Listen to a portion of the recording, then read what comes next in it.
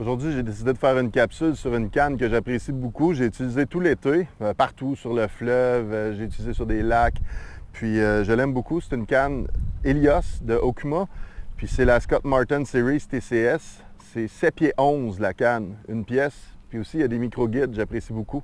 Cette canne-là, honnêtement, est capable de projeter des leurres à une distance hallucinante.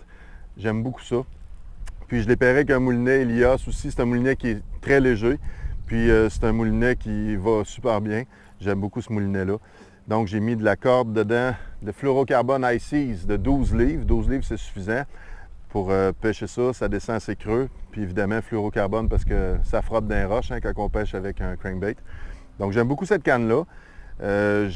Aujourd'hui, je vais lancer des leurres qui vont moyennement profondes. Des crankbaits à peu près à 8-10 pieds. Puis quand je vais sur le fleuve, j'aime ça utiliser des gros crankbaits avec cette canne-là. Des crankbaits qui vont aller jusqu'à 20 pieds parfois.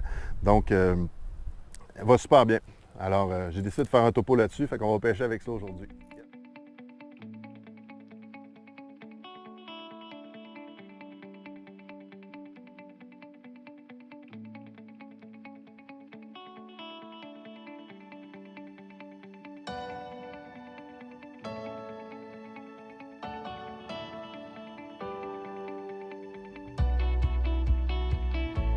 Alors un crankbait, pour moi, c'est un excellent leurre pour localiser le poisson.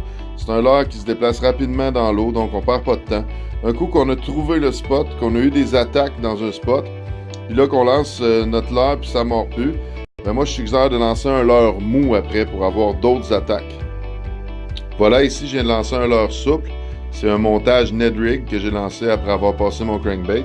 Puis ça mordait plus avec le crankbait, donc vous voyez, c'est un poisson quand même de belle qualité que j'ai réussi à sortir avec le Ned Rig.